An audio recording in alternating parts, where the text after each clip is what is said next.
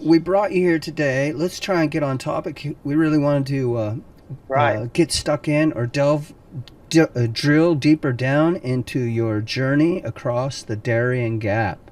Yeah. So, um, Oh, where do we start? I know there was just getting there. There was an approach that was quite difficult to the Darien Gap, but we thought we'd break it down today. If you could help us bring it into some sections.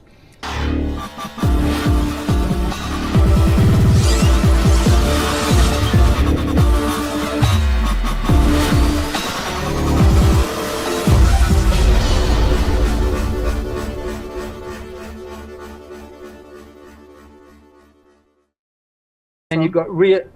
So this is really the last town, my last main town or the launch point in South America for the Darién Gap. Okay. Medellin's a very interesting place. This is a city built on drug money, Okay. for the likes of Pablo Escobar. Sorry. Mm-hmm. So Medellin was a real interesting time, and that's basically where this story begins. Because once I get to Medellin, it's where we knuckle down and start focusing on the Darién Gap. This is when you changed your image. You sort of got your ruffian sort of tramp look going and put things Right. into your vest and okay. Right. Yes. Let yeah, me I, just kind of back up here, I think. yeah, I Right. remember there's Yeah. a red. So here we go. root I mean, these are and a this green is root. stuff from my slide. This is great. Right. You would have seen some of these. So here we are looking at that region, and you can see here border region, but with Colombia to the south, Panama to the north. Nice. So this is that first real gap. Medellin is where we're situated at that time, where we basically now have to start doing a lot of research, trying to figure out how the hell we're going to do this, because we've got no real idea. And you have to remember at that time in 2000, there was a raging civil war, almost like a civil war, an insurgency within Colombia. Mm-hmm. So you've got the FARC guerrillas, the armed forces, the revolutionary armed forces of Colombia, fighting the Colombians on 60 fronts throughout that country, on the outside of that country. So it's difficult times in Colombia at this time. Okay. And it's the height of the fighting. Yeah. To get my main objective is to get to Panama City. That's the end of this section, so to speak. That's where we're ultimately heading for. Between me and Panama City, there is a town called Yavitsa, and Yavitsa is where the road starts. That's the other side of the Darién Gap. So between me and there, things get a little trickier. That's where that road takes me to Panama City. On the Colombian side, the road gets me that far. That's the limitation, and then I have to get into what is known as the Darién Gap. There we and that's have this it. region Nice. here. There's two national parks basically that it's named after. Darién Gap, Darién National Park being on the Panamanian side, but that's the region we're talking about. So basically, you're looking at about 200-mile swamp jungle, which is the front line of fighting, unfortunately. So if we zoom in a little bit on that Colombian side, there we are in Medellin. Okay. There's the road going north. You can see Yavitsa on the other side of that green borderline. Mm-hmm. So phase one in front of me is basically a lot of mountainous terrain. Yeah. Okay. Something along those lines. But you're on a road, dirt roads going through the mountains. But you've got that road up to a certain point. Then what you've got between me and the Darién Gap is the Atrato River. And the Atrato River is a huge river. It's one of the biggest rivers in the world, volume size, water-wise. It's very deep. In parts, it's about sometimes it's a kilometer wide in parts. It's quite wide. So it's quite and either side of the Atrato River, you've got about 40 miles of basically what is swamp jungle. It's like the Everglades. Mm-hmm. And it's pretty much impassable, really. So And then that entire area is also just jungle. It's pretty much just jungle. Mm-hmm. all that green area that you're seeing highlighted there. How'd you get across that So river? those and then eventually you're looking at the actual Darién Gap itself, that border region, that really dense jungle just beyond that. And that's what we're interested in getting to. Our opponent is getting to the jungle first and foremost. That's where the real challenge is. In that jungle, what you're kind of looking at is what we refer to as secondary jungle. Primary jungle is what you will think of when you're thinking about, for example, the Amazon. You have these big, high, thick, dense canopies that stop a lot of light getting to the forest floor. And maneuvering in those jungles is actually easier than it is maneuvering in, let's say, a secondary jungle, where there is no dense canopy and you've just got dense undergrowth. Right. So we were looking at a secondary jungle, which is a significant problem. On top of that, you've got the security situation. Obviously, the first concern was FARC. The fact that these people own that part of the world. You've also got a mix, and they could basically control everything west of kind of not far from Medellin and the jungle itself. Right. Okay. Sorry. We've managed to work out. Sorry. What's FARC means? What's it stand for? What does it stand for? It's Spanish. It's like Fuerzas Armadas Revoluciones de Colombia. So it's basically the Revolutionary Armed Forces of Colombia. Gotcha. Thank you. So these are the descendants of the Cuban Revolution, basically. Okay. That they spawned from the same ideology. All right. Okay. And they've been fighting in the country for quite some time at this point. And then you've got an organization known as the right-wing paramilitaries, or the autodefensas, which is a right-wing paramilitary group that is countering the communist or revolutionary guerrillas, left-wing guerrillas. And it's basically both of these groups plague Colombia at this time. A lot of death squads, a lot of massacres on either side. And then, of course, in between that, and they in this particular region, they own this kind of, they're active in this part of the world. Okay. And then you've got the Colombian army, which is apparently fighting both sides, somewhere in the middle.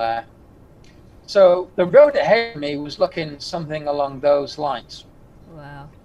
And we've been able to work out this map slowly while we're sitting in Medellin at this time. It's getting dark around here. I'm probably going to disappear, so if they don't tell us place. Yes. I hope a little. You look good. It's good. We're still good? Yeah, you look good. So while we were in Medellin, one of the first tasks I had was just to figure out what the hell I'm looking at. Because when we got to Medellin, we had no idea what's in front of us. We had just some basic knowledge that this was a war zone, dense jungle. So one of the things I had to do was to reach out to anybody and everybody who had it was in some way involved in the Darién Gap. So I talked to the police, the army, to local journalists, and to individuals who had lived and worked in that region. And we started to put together a map. Okay. And at this time, I got a new girlfriend. We were working together on this. She was helping me out, and she was from Colombia. There was a couple of, she from Medellin. Okay. And there was one interesting time where we went to visit the local police HQ, which is the HQ for this entire region, including the Darién Gap. And we went up there to try and talk to somebody, and they left me sitting in a corridor. Can't get rid of it, but Siri keeps popping up. And we were sitting in a corridor waiting to be interviewed, and I got bored and decided to just kind of walk around, and I decided I'd just push my luck and walk into various rooms along this corridor in this building, and ended up in a room that was, the whole walls were lined with maps. And my last job in the British Army was the battalion intelligence cell, and literally my job was one of my jobs with the British intelligence cell was maps. Okay. So I have a good relationship with maps and navigation. And for navigation, but Yeah. also in the military, everyone uses the same symbology on those maps. So Okay. I walk into these offices and I see the maps all marked up with standard NATO military symbolism, which wouldn't mean much to most people, but for me it was a bonanza. Okay. So I would walk into this room and see the maps all basically marked up with all the positions and various group sizes and things. And then moments later, someone would walk in and catch me and like just go ape shit. What are you doing here? Yada yada yada. Then I just play dumb and say, look, and I'm a skinny. I got long hair and all the rest of it. I look like a real hippie. Yeah. And I'm just, I don't know, man. I went in the wrong room. I'm looking for the bathroom or something. And they're like, get out, and all this kind of thing. So I would walk out of that room with just this wealth of information that I wasn't privy to. Right. And all of this plays into this story as we go into the Darién Gap. So I started gathering a lot of information in that regards. We'll just push through here. This talks about. So I started, and these are actually what we're looking at now. Are a couple of images that I was faxing to my father in the UK. Okay. Wow. You're sort of Me and my developing- father, Yeah. who's ex-special forces. So to me and him being ex-army, this was what we refer to as an escape and evasion exercise. We had to get from A to B through enemy lines without being captured, basically. That was the game at foot. So the first half of this was just gathering intelligence. So I started, like I say, collecting this information by various dubious means in Medellin. And that also involved, one day I had a really good interview with a Colombian colonel who sat me down and had a real frank conversation with me one day, talking about, anything on that road going northwest out of Medellin.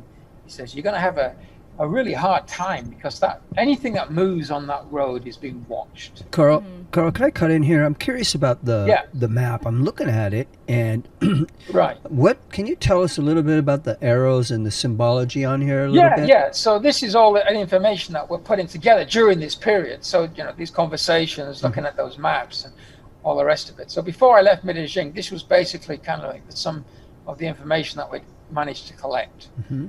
And basically, we're talking about various route options when we're looking at what's in front of us. So you'll see Medellin down there at the bottom. Yeah. It's funny. These are the days we used to hand draw things on paper. It's pretty We don't do that anymore. intense. Is this your drawing? Yeah, these are all just hand drawings. So these were faxed home. These would be faxed home. You drew this. Yeah. Wow. Yeah, You yeah. are It's pretty you're a cool. great So artist. basically, we're looking at what the Colombians regard to as the 34th front on that 60 front war against FARC. And they had two FARC brigade-sized units marked on the map. One within what you refer to as the Lemon Mountains in the Darién Gap, and one group that seemed to be moving to the west of Medellin. So we had a good idea of the areas that these groups were operating in. And there was one contested part of the road that seems to be, whose ownership was ambiguous between the right-wing paramilitaries, the army, and FARC.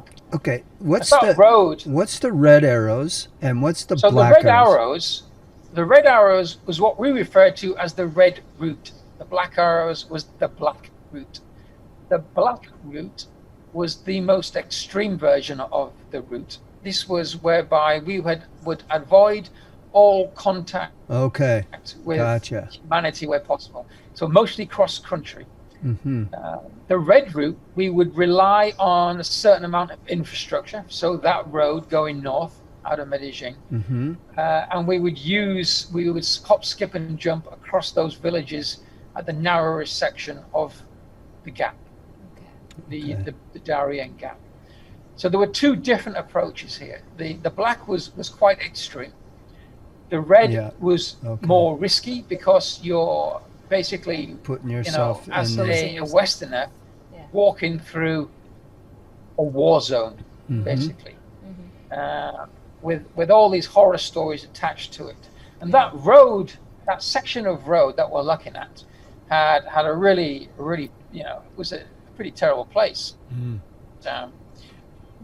it was constantly, the FARC would have offences, and they would take the towns along that road, and they would then, the army would come and take them back, and then FARC would retake it, and it just goes back and forth. And it's a bloody and nasty place. Talking to some of the people in those villages along the road, they tell you about the times when FARC starts the attack. What happens is they bombard the town with homemade mortars. So basically, gas cylinders packed with explosives, and they literally drop these things on the town. And then once they've done enough damage and push the Colombian troops into disarray, then they'll storm the village. And then the next thing the villagers have to put up is when the army comes back, they come back with helicopter gunships, and they just swarm around the village, just pummeling it with gunfire from the air to try and chase the FARC back out. The rebels. And it's just this constant, back and forth in these towns. So I see you have a line here. It's the FARC, and then you have a red line, and it's the army. There are a couple of lines there. Yeah. I'm just. So there's also this area where there's a circle with a lot of red lines through it. I'm guessing this is where the FARC sort of mobilizes, or that's their camps. You've got areas of control that are contested areas north of there that belong to the AUC. You've got a couple of HQs on there. There were two places where one was supposedly HQ for the AUC, and one was an HQ location for FARC, according to the information I was gathering. That's about it. Okay. On that particular map. This was a preliminary map that I'd sent home fairly early on in that conversation. So are these FARC headquarters where it's like a square with, it looks like an envelope? It says... No, the envelope things with the crosses on that, they denote units, size, they're infantry units. Okay. Is denoted by FARC, but this is where they had them on the map that I was talking about in those offices. Right. Gotcha. Wow. Okay. Yeah, so, and you can see that the approach we had to these two different routes, the red route would mean what we try and do was dumb down my appearance so that I would look like a hobo, so that you weren't worth kidnapping, because a lot of these guerrilla groups, they're living off kidnapping, especially in Colombia at that time. Sure. So the idea was to try and de-westernize myself, or at least make myself look worthless to anybody, so that the only thing you're going to get from me, should you kidnap me, is going to be ticks and fleas. That was the aim. So we spent a bit of time, we dived into that, and we dyed my hair, we dyed my skin darker, and we spent some time looking at all the ways we could do that. We even spent some time looking for dark contact lenses. Until we suddenly realized there isn't a need for dark contact lenses in South America. So we went, okay, stupid. That's funny. So we abandoned the contact lens thing. Okay. And we'd spent quite a lot of time. I think we had a period of time, because in the Darién Gap there is a dry season and a wet season. And you need the dry season. In the wet season, the rivers are going to be raging torrents, and it's going to make life incredibly difficult, if not just downright dangerous. Right. It's not impossible to get through the jungles during the wet season. So we had like 2 months or something to play with before the dry season started. And it was during this time that we spent a lot of time, talking to a lot of people, talking to the army and police, and gathering all this information, and working with my father on a plan. The black route, of course, was we'd gone into real detail about how we could navigate in worse circumstances. So we'd looked at using the high grounds and peaks, all the things that I would be able to establish or be able to find in very difficult circumstances. And of course, part of that plan was to, I think I'm going forward again. I don't seem to be able to go backwards for some reason. Okay, there we go. Too far now.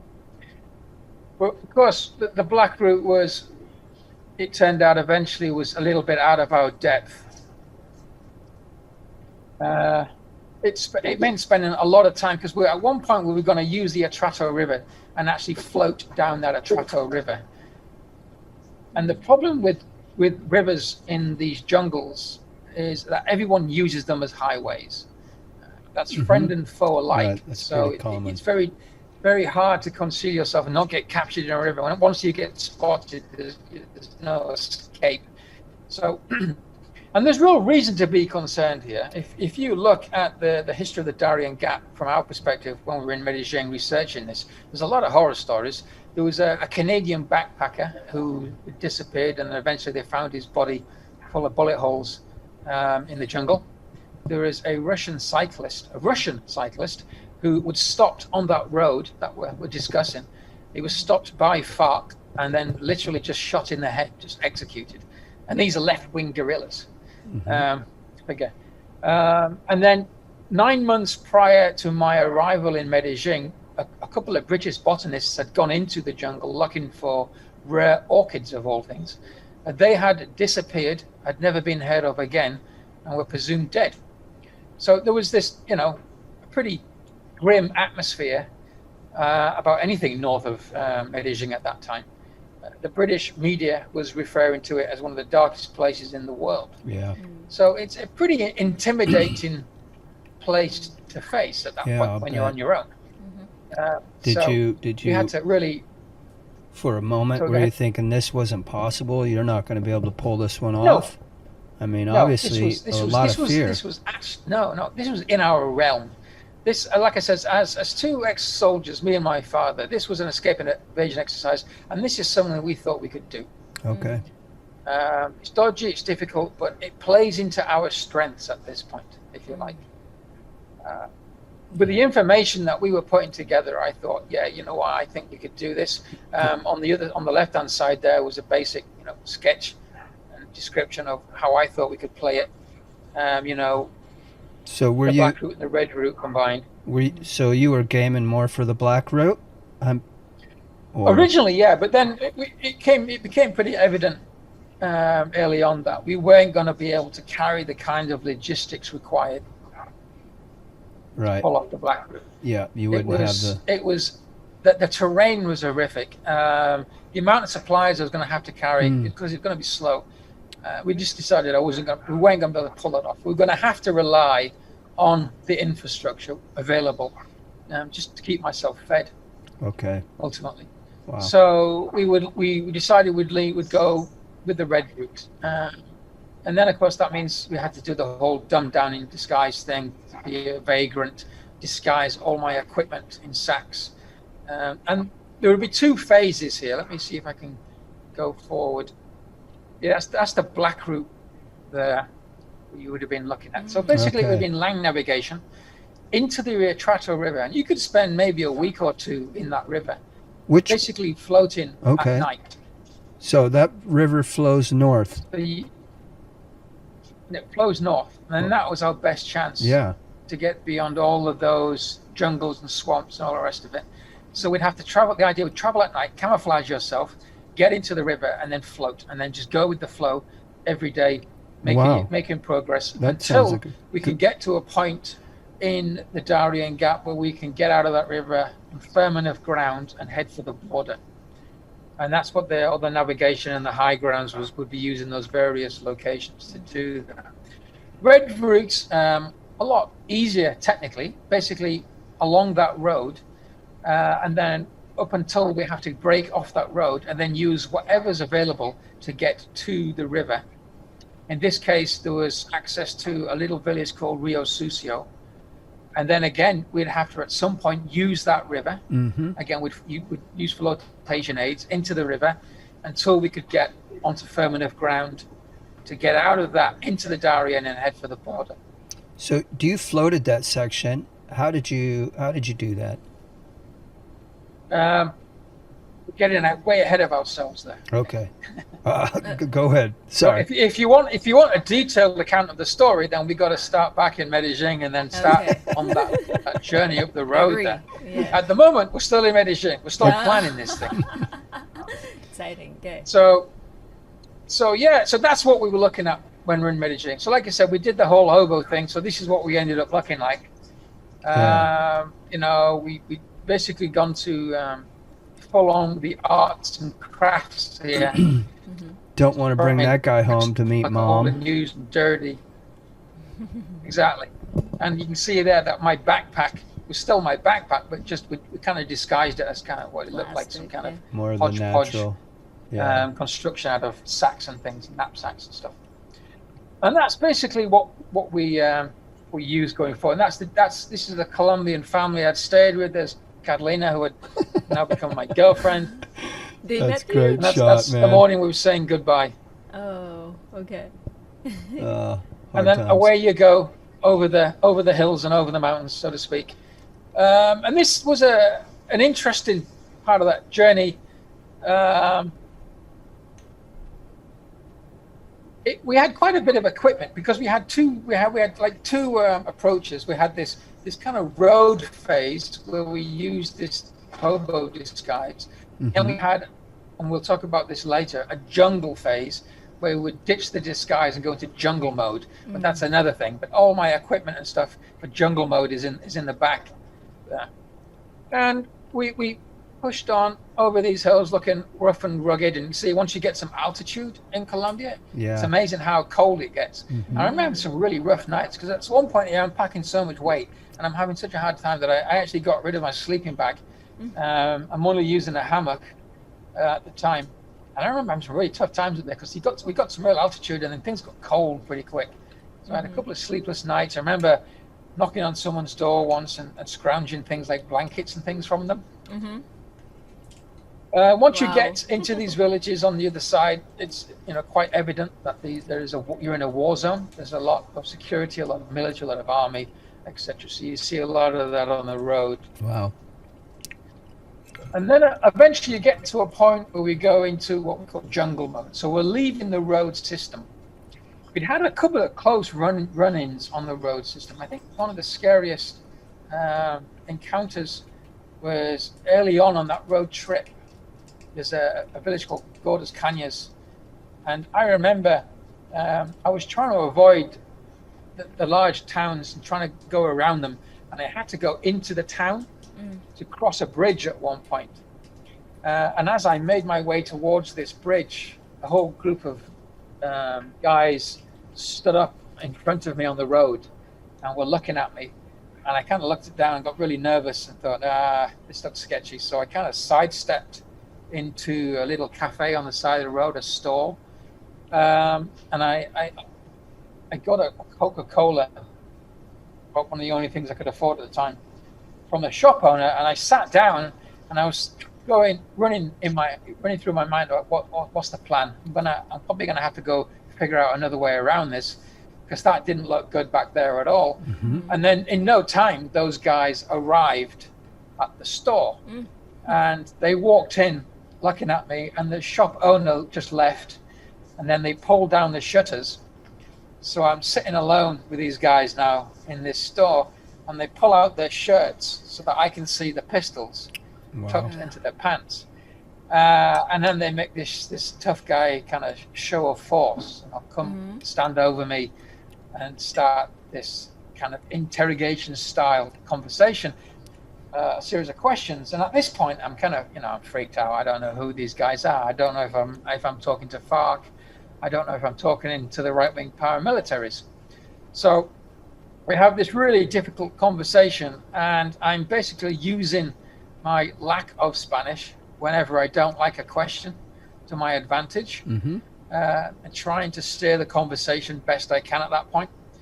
And what I had with me for situations just like this was I had a whole bunch of press clip cuttings from various newspapers from South America at this point, all talking about my journey.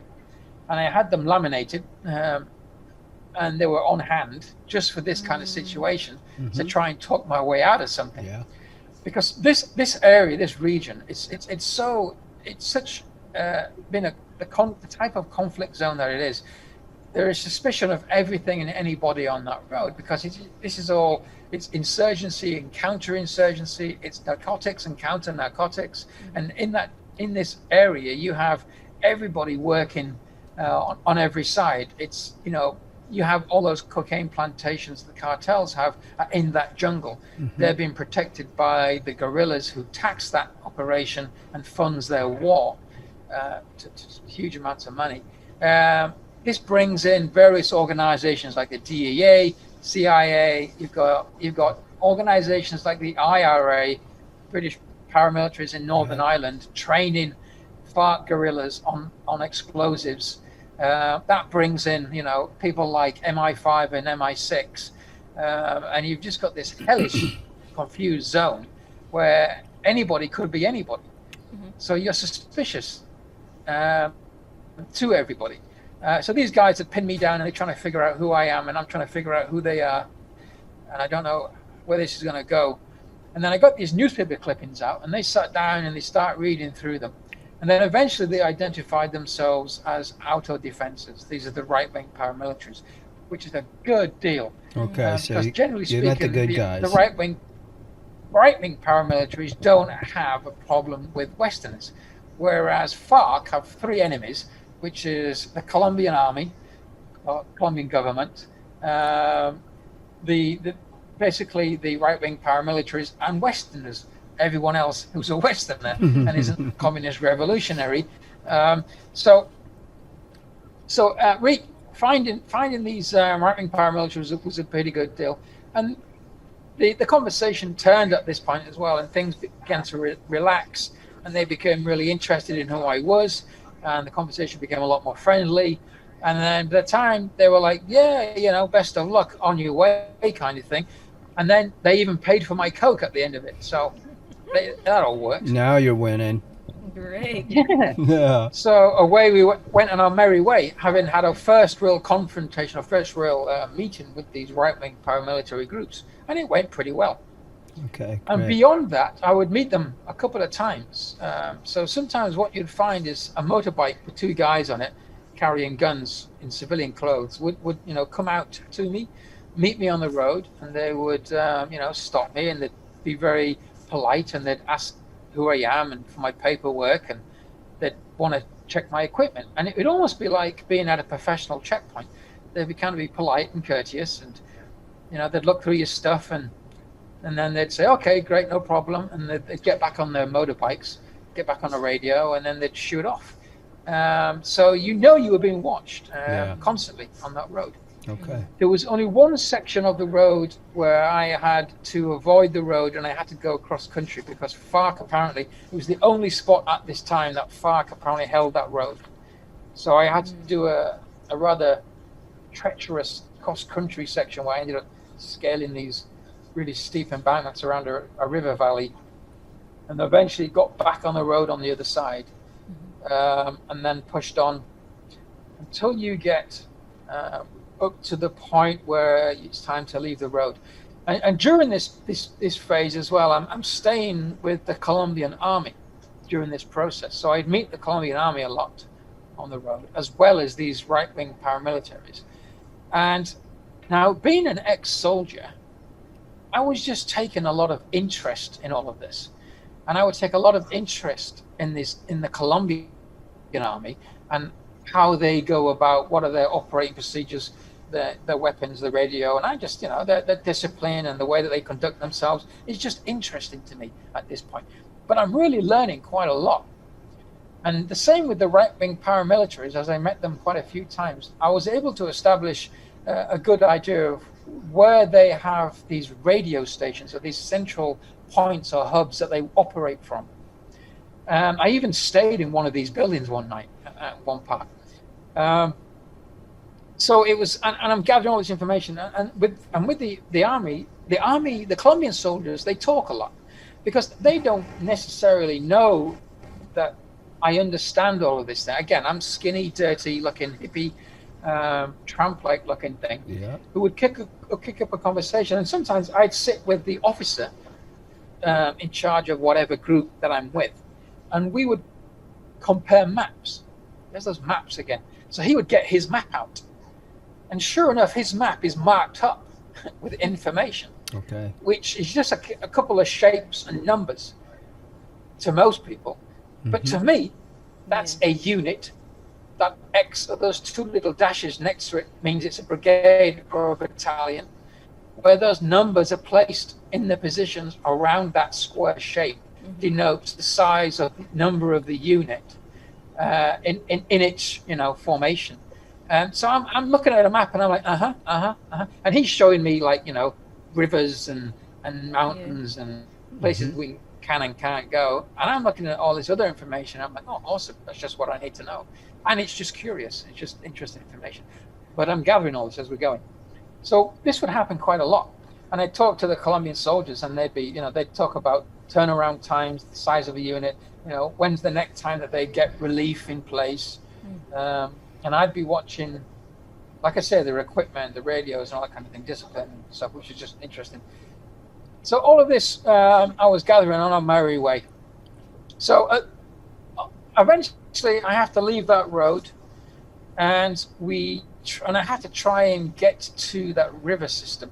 And I try a couple of routes that don't pan out before I have to try that track to the town of Rio Sucio. This is what we refer to as the jungle phase. Right. So at this point I decided to ditch this disguise, which was, wasn't really working. People still paid a lot of attention to you like they would anything. Because, you're obviously not from that part of the world. They know it. You're a Westerner, no matter how hard you try. So we're going into the jungle phase, and the jungle phase was basically now, again, as soldiers, and we looked at this as an escape and evasion, so pretty standard behind enemy line stuff. And we broke your equipment down and clothing into layers. So you'd have this backpack. We had a combat vest, which we'd got from Colombian Army, and then this layer of clothing that we'd specifically put together for the jungle. And we have it in layers. So the idea in the military speaking wise, and in jungles especially, is if you have to run for it. So if I had to make a break for it, what first thing you got to do is you got to ditch that backpack. It's hard to run through a jungle with a backpack on it and get caught up, and you just won't be able to do it. So you ditch that, and then you have your so you can run and maneuver through that jungle with a vest on, with the most important stuff in that vest.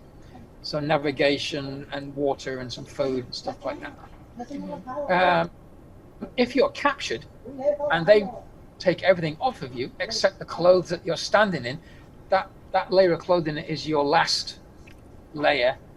And hidden within that clothing is all the escape and evasion equipment or survival stuff, should you manage to have a chance, an opportunity to make a run for it once you've been captured.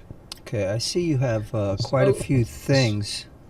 Basically, what you do is you sew all of this stuff into the seams and pockets and any way you can in your clothing, so that even if they pat you down, and if they go around you, they won't find this stuff. So stuff like money. So we had US dollars in plastic, and that would be kind of sewn into the reinforced patches on my knees and around the bottom of the pants and things like that. And in the back of the jacket, between layers of material, we had a cloth map that we'd made of the region. Wow. And we had button compasses, you have wire snares, you have a fishing kit, you have some basic medicines, painkillers, even little knives, razor blades, paracord, all that kind of stuff. So all of that is sewn into everything, and it's amazing what you can get in there. Wow. And you can't find great. it, That's unless you really, really start to take clothing apart. So should you get the opportunity and you can just run with what you have, you've got all that available to you. And that was pretty much jungle mode. And there are a couple of funny stories where this comes into play as well later on. So eventually we get to a point where there is these two small villages, Bagira and Rio Sucio. And I arrive in Bagira, and what I find there is I get into this village at the end of the day, and there's a meeting going on in the village town. How long did it take you, Carl? Sorry, how long did it take you to get from, you walk that road? Yeah, to get to that point. Ooh, it's been a couple of weeks. Yeah, wow. think maybe 2 weeks or something like that. I can't remember exactly. Something along those lines. So when you're It's here, like a 300 and something. Is it kilometers or miles?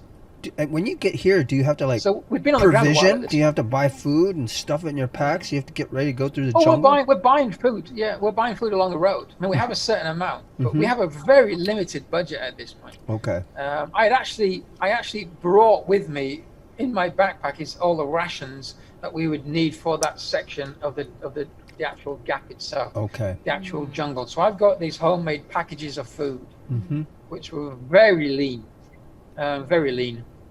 So I had those in my backpack. We were reserving them for the heart of the jungle. But as we go along, we're basically picking food as we can along the red route. That's why. Got you. We Got decided on the red route to be able to do that. We're going to have to live off that road. Mm-hmm. So I arrive in this village, and then I have to get I'm told that I have to get permission from the right-wing paramilitaries to be there.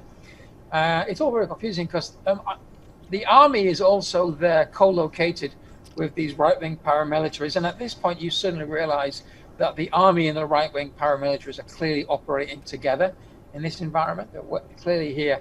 The right-wing paramilitary boss is actually standing in the middle of the square in the town, and he's talking to the town at that time. Everyone's gathered at the square, and around the square is the army hanging out while he's giving this talk.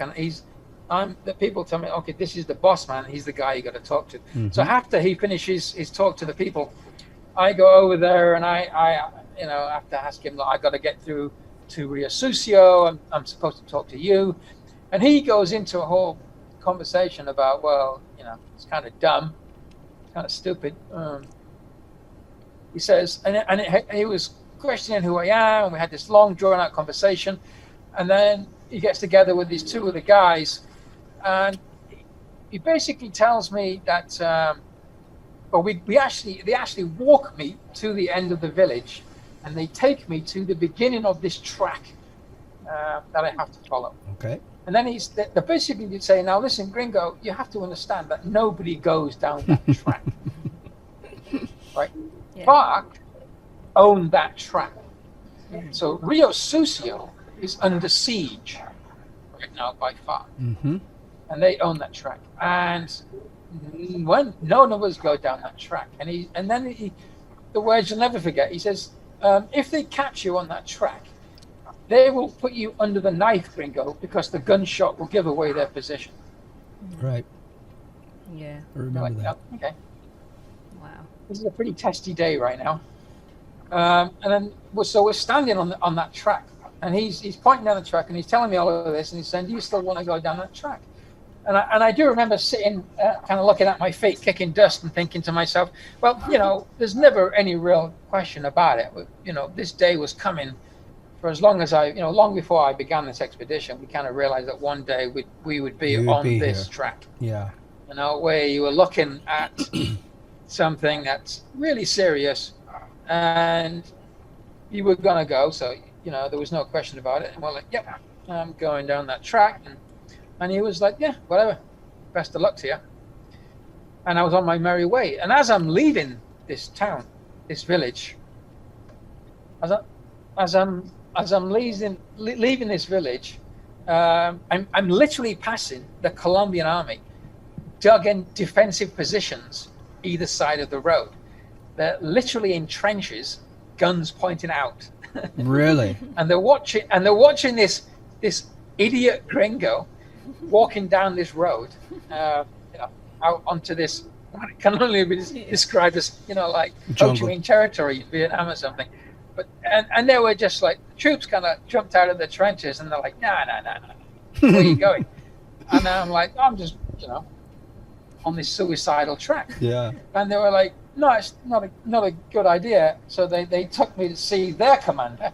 So I would spend the night with this officer on this defensive position, trying to convince him that I want to go down this track, and they wouldn't let me go until they got permission. So they had to, again, talk to higher headquarters. Sure. And then the next morning, I had to sit with the officer, and we had to do a dictaphone conversation. So they recorded a conversation where they explained everything carefully. And then I had to repeat that I understood and say, yes, you told me everything. I get it. This is my responsibility. Because the army was saying, "Look, we can't stop you, but we need you to understand where you're going." And then I had to sign paperwork as well to that effect.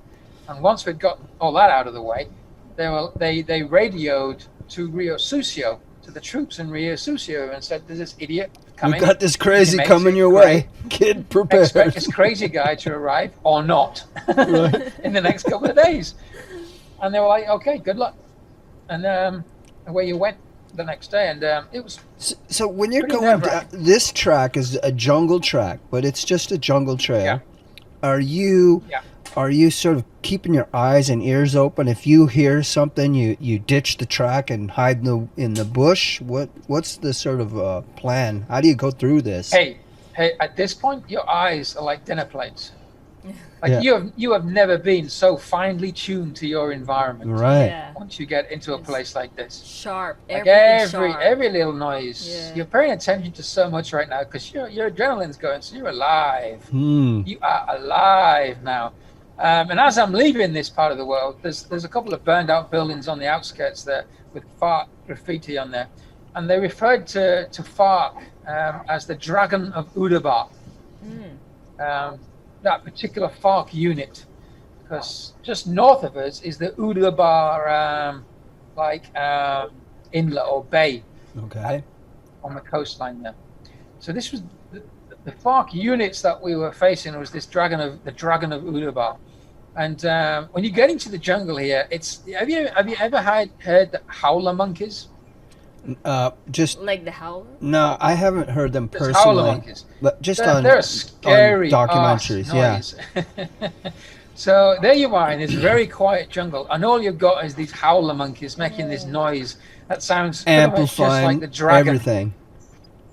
Yeah, so it sets the scene perfectly. Couldn't be any creepier than these jungle noises and these terrifying monkey howls, just echoing throughout this jungle.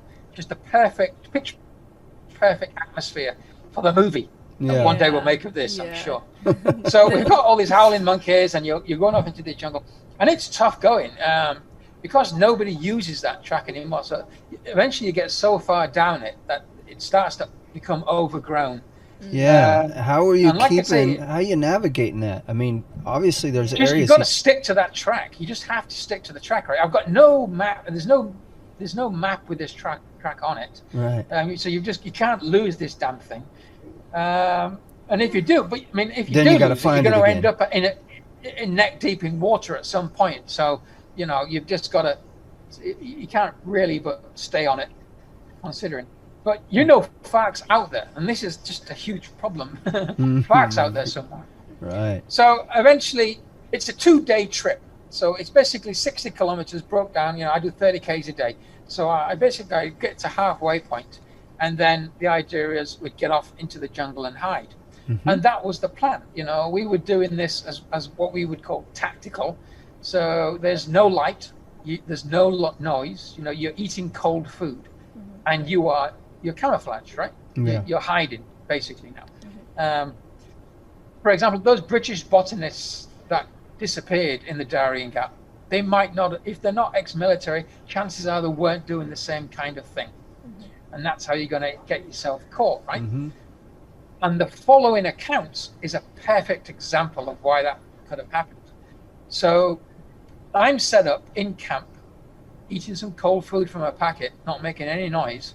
And at last light, just as it's too dark now, but at last light, you get that deep, dark blue.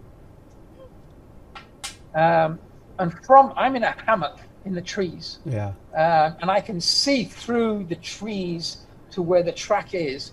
And I can see some sky out there above these palm trees. And I hear something coming down the track. And it sounds like horses to me at first. And I'm watching and I'm listening. And eventually, the first individuals now arrive, clipping that the blue light and are silhouetted against that sunlight, that sunset. And I can start to make out individuals, and I start counting, and you can hear that distinct metal gun sound when people are traveling with guns. As a soldier, it's probably more identifiable to me than most people. But when basically you're now looking at an armed patrol, and I counted 20 individuals on the track going the same direction as me. Now, as far as anyone is concerned, that's FARC. So I've got FARC out. I've got a 20-man FARC patrol just swinging right past me. I'm about 10 feet from that track. And I'm watching that go by. And that's an eye-opener. And so the next morning, I think, this is really, really worrying me, the fact that they were going in the same direction that I now have to go. Again, having been a soldier, we trained and fought for jungle warfare. And I know that jungle warfare is all about ambushes on tracks. And in the jungles, it's he who can get the most ammunition down the fastest gets to ask the questions later. Yeah, Right. that's the rule. So it's just who can shoot the fastest and who can shoot the most. Who's left The standing? greatest volume of fire gets to ask the question later after the confusion. So jungle warfare is close, scary, and brutal. So my main concern as I'm getting back onto that track is what am I going to walk into on that track now? So I'm absolutely terrified.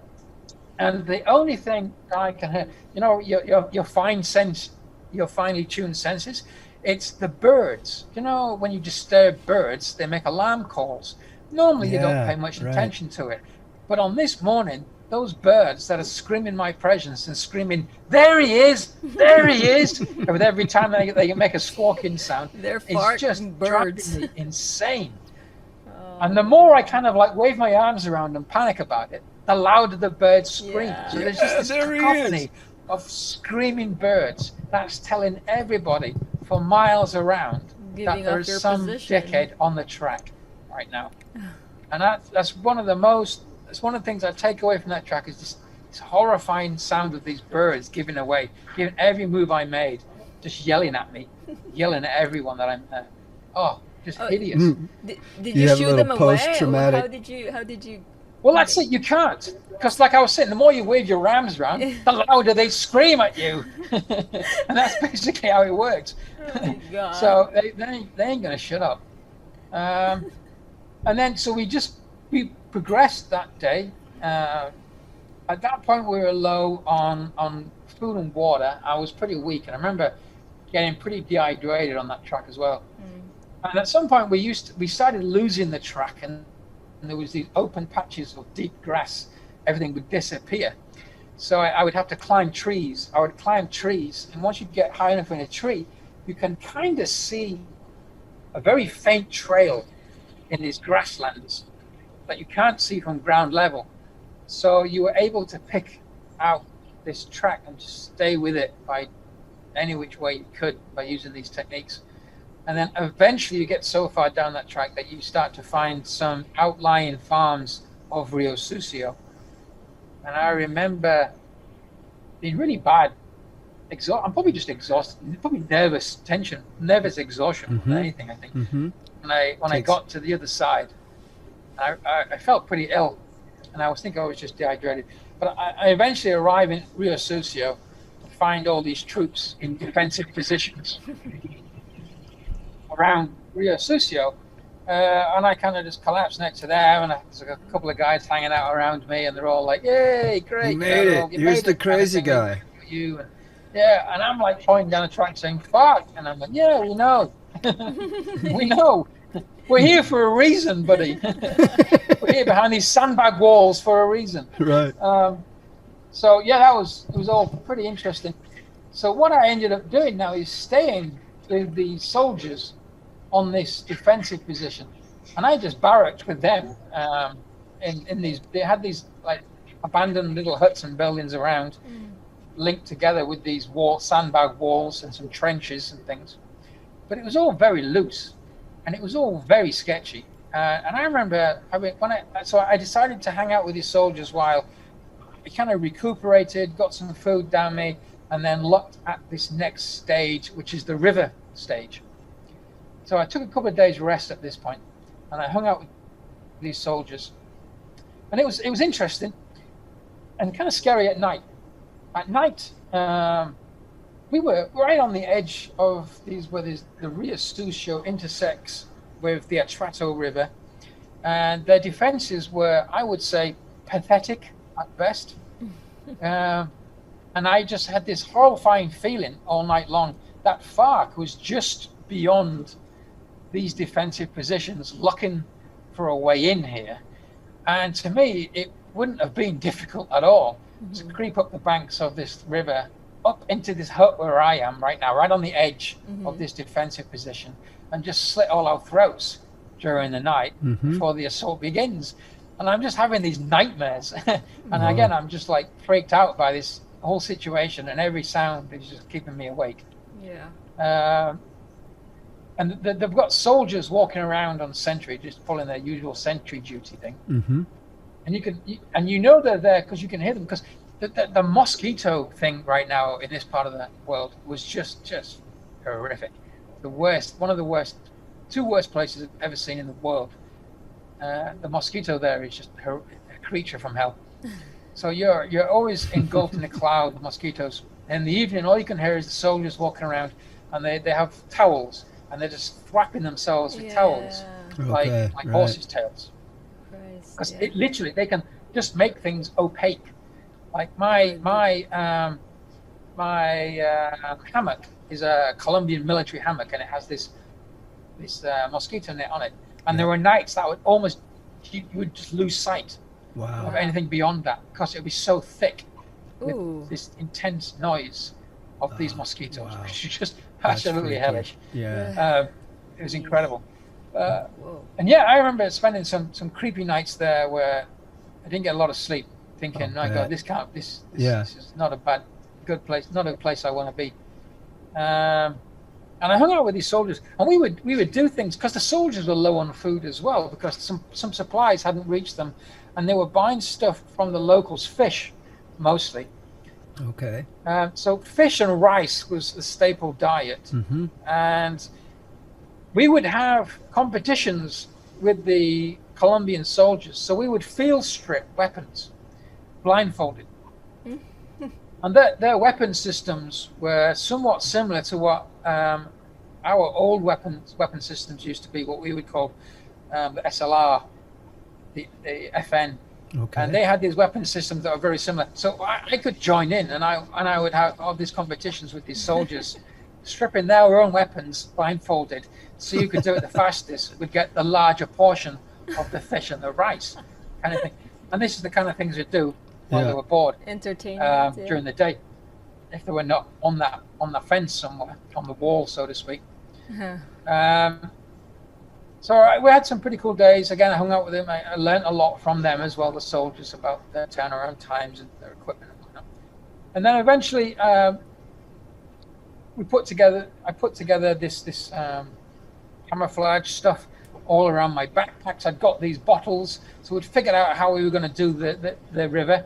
So the combat vest basically got turned into a life vest by putting empty plastic water bottles. Okay, I remember this. This is the part that just is amazing for me. This part of the journey. It's pretty simple stuff, really. I mean, like river crossings in the army, that's how you do it. You build a flotation bundle, and then you just swim across with your equipment on a bundle to the other side.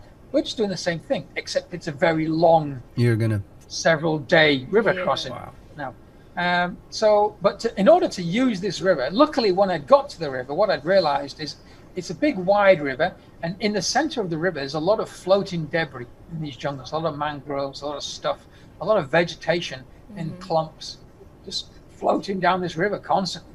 And that's great.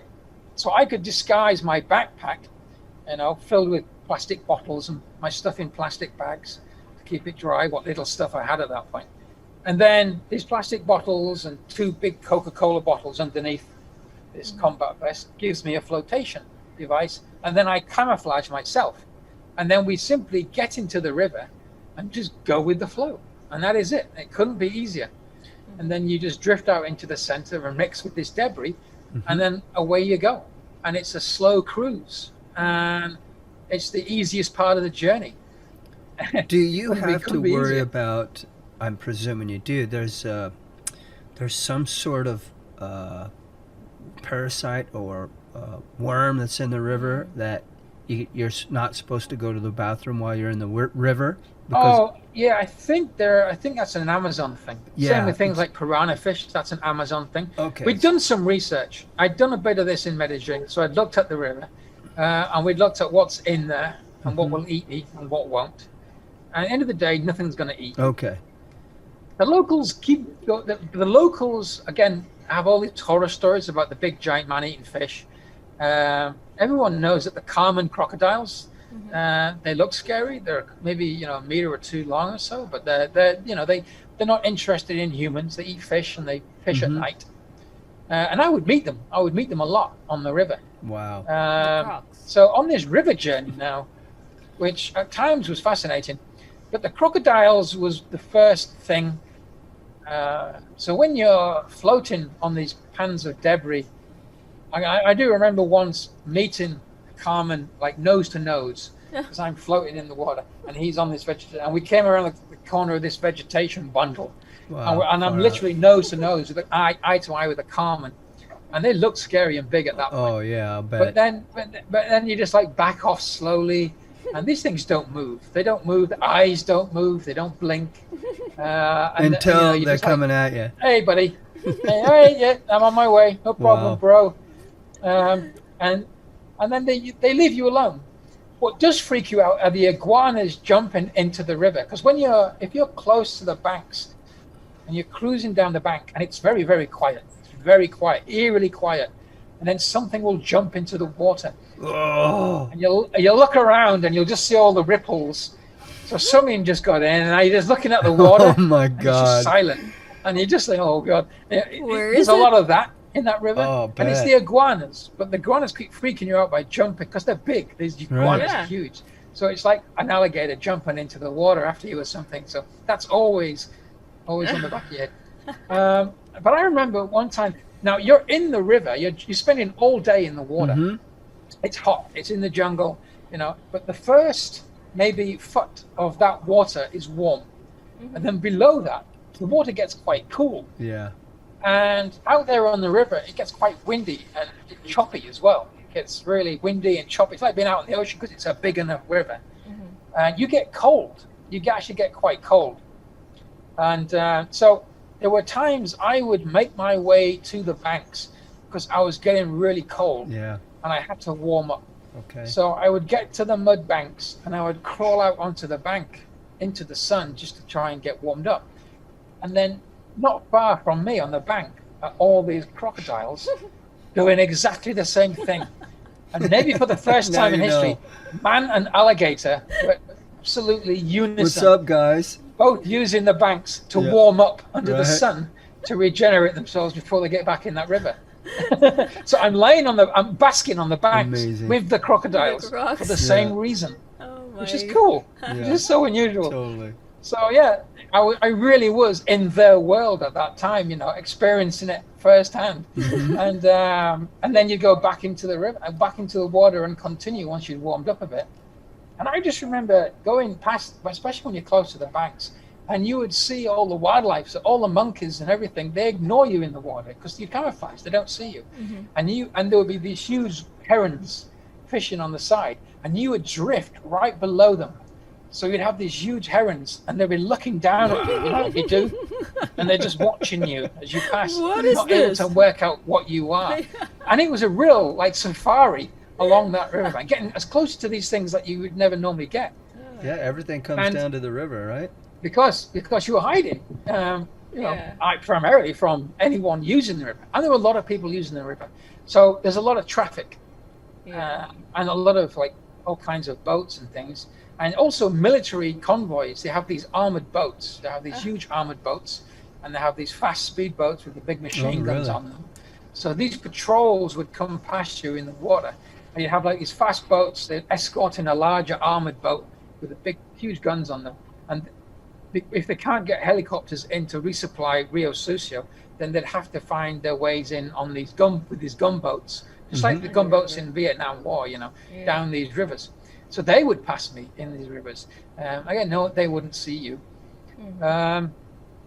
But there were 2 times I got caught in the river, twice. One of them, the first time it happened, I'm just drifting casually another day in the river, and on the banks, quite a long way off, there's a straw hut village. I can see a village, and I can see people. I can see the canoes and things along the river. And as I'm just drifting past slowly, watching this village, one of these two 2-liter Coke bottles had come loose, and it pops out. And when they pop out, they kind of like boom, and they jump out. And as that happens, your vest comes loose, and the other bottle tries to get out. So now you're losing your balance in the water as your buoyancy rapidly decreases. So I'm like in the water, struggling to get that bottle back in, and I'm trying to reach for that bottle that's now just out of reach.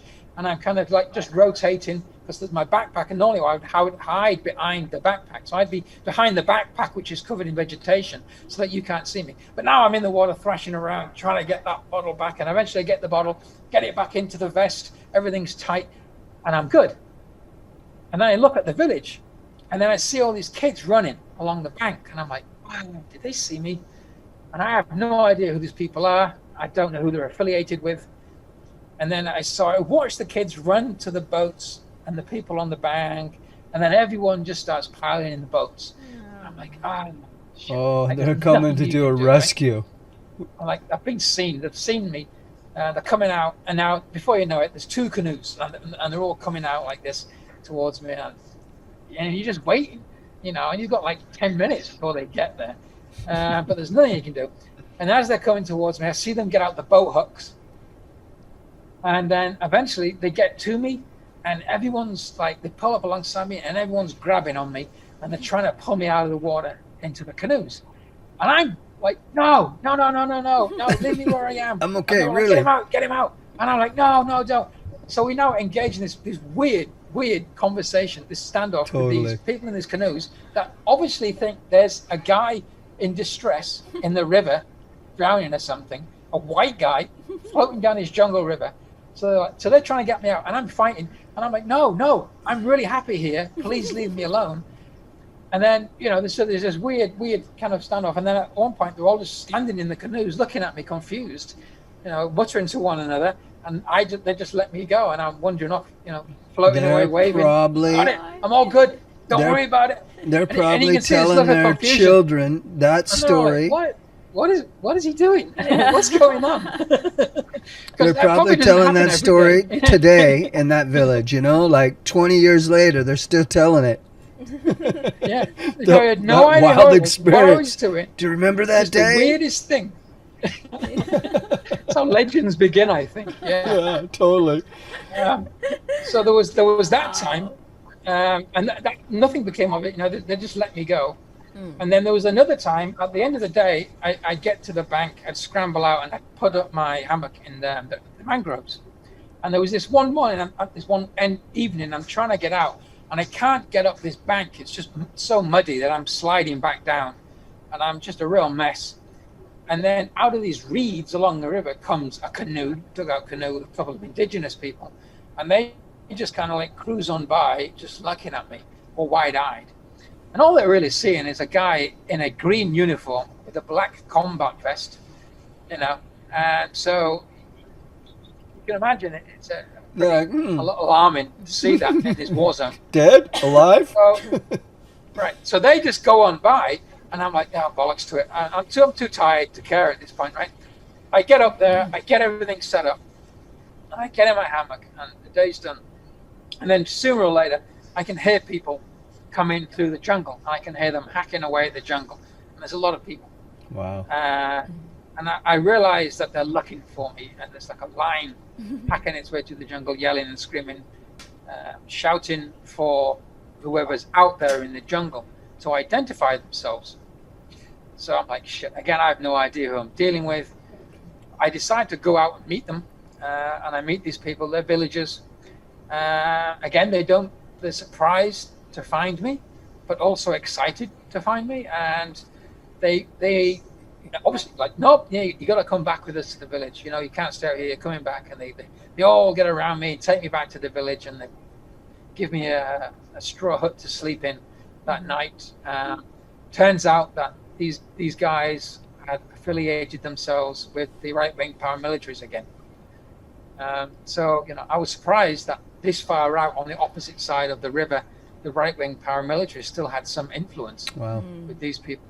Because we're now, as far as I was concerned, we're well into FARC territory. But anyway, that was interesting. I spent the night there being absolutely mercilessly chewed alive by mosquitoes. Hellish night. The next day I was fed fish and rice. And on my merry way again. I think that the other point worth noting at this point as well is I was desperately sick. From Rio Sucio, I'd got a really bad stomach infection, so I had diarrhea. So I was in a bit of a mess at this point. Draining your energy, right? You're just... It really does. When you got serious diarrhea in that, and you just can't control your body at that system, point, you're suffering. You're dehydrated. And this had been going on quite a lot. And there were a couple of rancid stories. Like there was one night in the hammock where I'm having these intense stomach cramps. And remember I said that the mosquitoes thing, just, it's opaque. And I'm having these terrible stomach cramps. And, you got to get out and do what you got to do. And at one point I just give in. And I remember when I move in the hammock and the thing kind of sways and then you brace to steady yourself, that I just let rip and just emptied my bowels into the hammock and then just slept in about an inch of liquid. Oh my God! You're gnarly days, ready to die. Yeah, where you were you're willing just to sleep in it at that point. You don't care. And the next day it doesn't matter because you're just going back into the river, where you're just merrily crapping yourself permanently as you go down the river, feeding the fish. Wow. It's pretty rancid at that point. But that's the state I was in at that point as well. So we were having a real hard time. Stomach was just in absolute tatters. And then eventually we make our way down through that river to a point where you're starting to see high ground on the banks of the river. And there is 60 kilometers. Oh, there you go. This is all the jumble bumble what we just talked about. Rio Sucio, the rivers, that's the flotation. This is a sample of the flotation. I did this after the fact to show people. It was an artistic impression. It comes about. Right. Can you still hear me? Yeah. Sounds like there's some noise in the background. Yeah. So, we take a closer look on the map now where we are at this point. So you can see this is the river where we are from Rio Sucio. There's the border region. And this is the river. Basically now we've been drifting or floating for several days. 4 days I think it was. Around this river. Until we get to this point. That's crazy. Can you really hear that? Is that loud? It's sort of breaking up the sound a bit. If you kind of talk into the microphone and keep a clear voice, we can get it. I don't know what microphone is. That any better? Yeah. Because I don't know if I'm using it is. Yeah. Okay.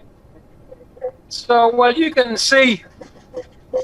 You can see there on the map. So we get to a point where you see that higher ground to the west there. That's what we're aiming for. Right. And that's our ticket to get out into the Darién Gap. But for me, the first day, I actually couldn't get out of the river.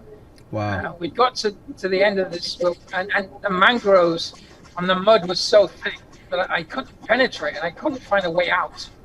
And eventually I became so exhausted that I quit, and I hammocked it above the water there that night.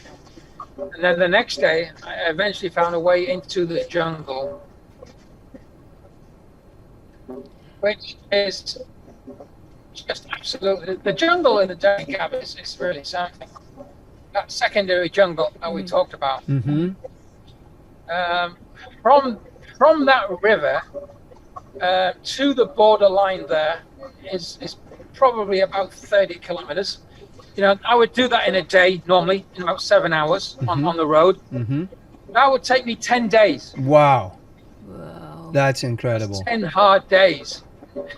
That's That would be like from dawn till dusk, hacking at a jungle, and it was just and terrific. there, So you there's could not, get maybe there's no two trail here. kilometers a day. This is pretty much carving your No. way through the jungle with a machete. So again, the plan here is to avoid any trails, because that could lead you into trouble, like we'd seen, back before Rio Sucio. We didn't want to be in that situation. So the idea now was to punch a hole through the jungle to avoid the tracks, because that's probably how these guys got captured. These oh, that's so annoying. I can barely hear myself talking right now. Oh. Okay. We can hear you. But Yeah. so, and one point to note as well is just before we started the journey into the Darién Gap, those botanists that disappeared, Yeah. they actually came out of the jungle alive just before I left Medellin. Yeah. You told us that. Yeah. And yeah, so the Yeah, FARC yes. had captured them, they'd held them, not told anybody, and then they let them go before Christmas, which was great news. Let you know that you don't know how these things are going to play. There's always a chance. And it was funny because they let them go in the jungle, so the guys ran off into the jungle, realized they have no idea where they're going, so then they had to go back to their captors, ask them for a map to be able to get out of there. Yeah. So FARC That had was to hold them really- to get, once they let them That go, they was couldn't really get rid of them, funny. kind of thing. Yeah. So they had to go back and get a map so they could find their way out eventually. But the fact that they made it was good news. Yes. But we don't want to get captured, so we were basically, the name of the game was to stay off those tracks and punch a hole through this jungle, and it was just brutal. It was just horrible. Yeah. I can't imagine. And very quickly found something called terrain shock, which was where it's just it's a kind of claustrophobic feeling where you're so closed in and you don't know, you can't orientate yourself. So if I bent down or turn around or something stood up, I have no idea what direction I was going in, where it come from. So it's so easy to become disorientated. You have no idea. Yeah. So you're literally working on a compass at this point. And the good news is with these jungles, these secondary jungles, is you've got easy access to GPS. So there's nothing blocking that GPS. So with a decent map, a GPS and a compass, you're good. Okay. And that's the way you do it. And you were literally, punching your way through the jungle with a compass in your hand to try and keep. It's just so easy to get lost and go around in circles or whatever.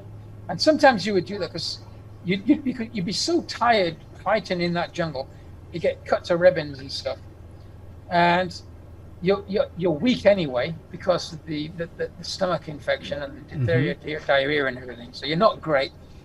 So it's tough. And then you find faint, what look like what might have been tracks that are overgrown, and I would refer to them in my diaries as signals, like faint signals. And then so you wouldn't be able to resist using those because it's a relief from having to deal with a dense jungle. If there's a little gap there where you can maneuver, that's better. So that's a huge energy saver. Plus, your hands are all covered in blisters on that with that machete right now. So every swing hurts. So you follow I tend to follow these things, but they would lead you off, and you'd just be hoping and praying that they're going in their direction. But eventually, they'd lead you astray, so you'd have to come back and go back into the jungle. So it was a bit of a to and a fro, and it took a long time to get through that jungle, and it was exhausting. Now, one of the things, every now and then you'd come across a stream, maybe a clearing in the jungle, where there'd be water. Because it's the dry season, the streams are very low, and they're absolutely crystal clear. And there's these little beautiful gardens of Eden within these dark jungles. You go down into a valley, and then there'd be this amazing crystal clear stream. And one of the first ones I came across, I remember just you get into this cool water, and it's just such an amazing experience, just lying in the water. And there would be like thousands of little fish just start picking off your skin. So they'd start Really? chewing at your body all over. Oh yeah. and it's like kind of, like you can actually pay to have this thing. Right, where you put your feet I've in seen this little in massage. Thailand. Yeah, fish. You fish go to massage. Yeah.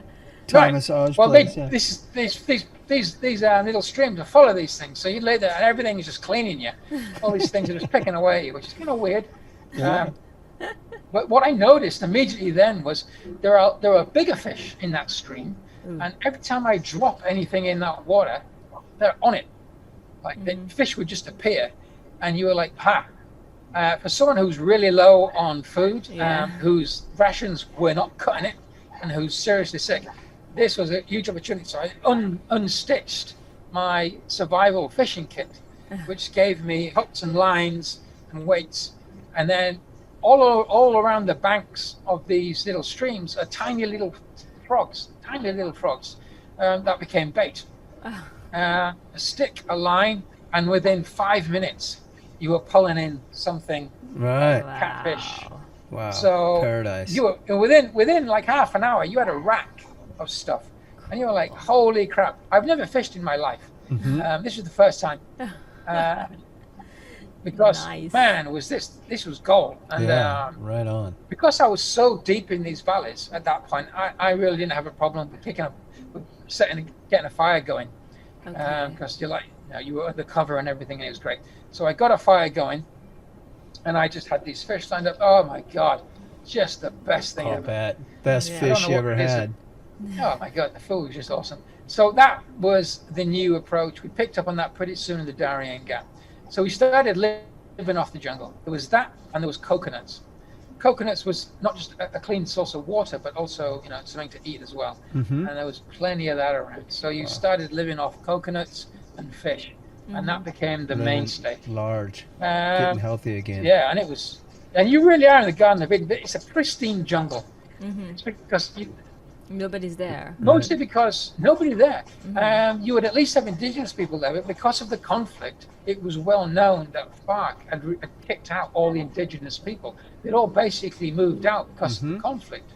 And what trails were there were now overgrown anyway, for the most part. And it's one of the only places in this world I have been where there is no sign of humanity. Not one fag butt, not one Coke can pole. No, bottle top, nothing. Wow. And it is pristine and absolutely beautiful in that Darién Gap. You think to yourself, has anybody ever been here before? You find these unique little places tucked away in the jungle, and you're like, am I the first human ever? Could it be possible? Because you feel so isolated and so remote in this place. And it's absolutely beautiful. But for the most part, at that point, I'm more focused on just getting through. Yeah. That was the end of the game. And again, you climb into the mountains. Some hard terrain. It gets mountainous, it gets steep. And eventually you get to a point where you reach what the GPS is telling you, that you've reached the border. Yeah. Which is a big moment. Into Panama. So you've hit the border between North South America at this point. You're turning a big page in the book. And I'm leaving South America, and I remember getting to that border, which is basically for me just a GPS reading on a map. And I remember sitting down, and I just wept like a child, like 10 minutes. Wow. Like I was just absolutely destroyed. Yeah. Cut to rip. And I was so exhausted at that point, and I remember just sobbing like a child. And to this day, the Darién Gap is probably one of the hardest things, that I've done. One of the hardest things, but it certainly was an absolute test. How many days into it are you at this point? From the road, we're a long way in now. We're probably about a month, or something.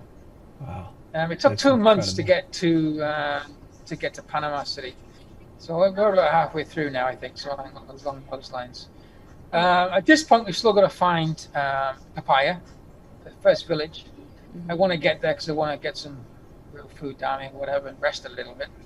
Plus, it's an important waypoint. I did a terrible mistake. I made a horrible navigation error, which I then realized at this point that I had actually no idea where Papaya was, this village. I just put a dot on a map.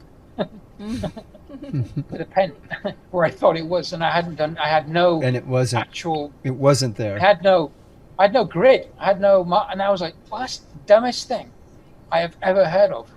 So there I am, pushing out into this just jungle, looking for a place that There's really, I have nothing no idea here. where it is. Following a dot on a map, realizing suddenly last minute that I actually don't have a grid, no bearing of where this map is. But I have a rough idea. So I then basically start homing in on this village, and it's not hard to find, because wherever there's human civilization, there is an area around that's affected by humanity. So you'll soon pick up on cultivation. Yeah. You'll start to see the differences. You'll see where people have been cutting trees. You follow that, and sure enough, soon you've got clearings, banana plantations, Yeah. and then all of that just leads into a central village. And then I come across the village. I'm on the opposite side of the river, and I remember just feeling quite happy that I'd found it, so relieved. And I sat on the other side of the river, and I observed the village, because I know Farc is still on this side of the border. So I watched the village for a while to make sure that there's nothing in that village that makes me suspicious. I'm just seeing indigenous, just the Kuna Indians. So I'm watching them go about their business for a while, getting my breath back, and then eventually I go in. And they're beautiful villages. They're so well kept. They're like show wow. villages. So the grass is mowed, and everything's clean, super tidy, lot and of well pride. organized. And like I said, these are Kuna Indians, and I meet the village boss, and I end up staying with his family at their house. Wow. And these are not Latinos yet. These are the Kuna Indians. So I hang out with them. I eat some stuff, and it's a real privilege to find yourself in the middle of a jungle so far away with native peoples like that, I'll bet. and just Yeah, just hang with yeah. them and this garden of Eden. Experience. It's beautiful. So I remember really relaxing there for a little while before hitting the track again. But between this track and the track called Pukuro, so it's me talking about what I'm living up in the jungle at. And then eventually, so Playa, which is in there, and there's you can see some pictures there. So there's me with the village boss Cool. and his family, his kids. Yeah, you definitely look. You've changed your outfit. You definitely got the more military jungle gear going. Yeah, what you're seeing there is actually it's like a clothing that I would wear when I got out of the jungle. It's something dry to change into, or what I would use in the rivers. It's just basically a parachute material stitched Yep, I into know a that stuff. suit, It dries like real quick. like a jumpsuit. Yeah, it's super thin, super light. Loved it. Again, it's something that came from my father. All right. Something the special forces used to use that was Far personally made for me. So they get me one of those. Yeah, that's the village, and then I left the village. And now what they had was this beautiful track, just a clean track, a rail track to the next village. So I'm whistling. I'm having You're moving the now. best time of my life at this point. I'm moving. Feeling pretty confident. Leaving the worst of it behind me. Colombia's behind me. Well, after Pucaro, which is another beautiful village, we then get back into the rivers. So now we're back into the rivers, and what is basically amphibious mode. We've been living in rivers for a lot, so it wasn't a problem. These rivers are shallow. Sometimes they're fast flowing, like rapids. And I was just having a jolly old time. I'm loving it now. Okay. I'm starting to relax, and I'm having a great time floating down these rapids, and or just wading and walking. And I'm really lucky that everything is going my way at this point. Yeah, it's all It wasn't downhill. lost on me how hard it would have been to get from, let's say, Panama to Colombia. Same route would have just been an absolute nail kicker. I mean, you'd have had your ass whooped so hard. Don't know if I could have done it, because you couldn't have used those rivers, and the jungles were just horrific. And these rivers really are the ticket out of there. So everything is going in my direction, which is fantastic. Now the river journey continues for another day or two, I think, until eventually I get to the vicinity of somewhere called Boca de Cupa. And I crawl out of the river into a banana plantation into the southern end of this village, looking like a creature from the Black Lagoon. Again, the green uniform, black combat vest, looking pretty rough at this point, I suspect. And I come out of this plantation, cross through this plantation, and I come across a series of huts, and there's a hut with a sandbag wall, and it's got an M60 machine gun on it, pointing out towards me. There's nobody manning it. Okay. But I'm suddenly struck. I wasn't expecting this. So I hit this belt-fed machine gun, sandbag wall, and I'm like, wait a minute. And I step around the corner of the hut, and right there in front of me, there's a guy in a green uniform with an AK-47. And you're looking pretty militant yourself. Right. So we're now looking at each other at point blank range. And of course, that AK comes up right at me, and he's screaming, "Who are you?" And I'm staring down the barrel. Now, and my first reaction is one of despair, because at this point, the only people that have a green uniform and an AK-47 is FARC. Like, no one else uses that I know of. So I'm like, just no way. So now I drop to my knees with my hands on my head, and he's screaming, "Who are you?" And I'm just screaming, "Who are you?" So there's this ridiculous conversation. "Who are you?" "No, who are you?" "Who are you?" kind of thing, tense going on. And behind him is pandemonium. So I'm seeing guys running around. I'm seeing people running everywhere and grabbing guns. And it's like the hornet's nest. And I'm sitting there like just kind of semi-panic stricken right now, not knowing what's about to happen. And I look, and I notice that next to the machine gun, there's a Kevlar helmet. And I know that the FARC guerrillas don't use Kevlar helmets. And then beyond him, there's a makeshift washing line with some black T-shirts hanging on it. And one of those black T-shirts, I can see and I can read La Policía de Frontera de Panama. Oh, okay. And it dawns on me. So it dawns on me that I've come across the Panamanian police. And then I remember that after the US invasion, Panama doesn't have an army. So the police are basically now a default military force. So they're dug in on their side of the wall, defending their villages against FARC. Yeah. Because FARC raid the villages and towns for food and medicine and everything else.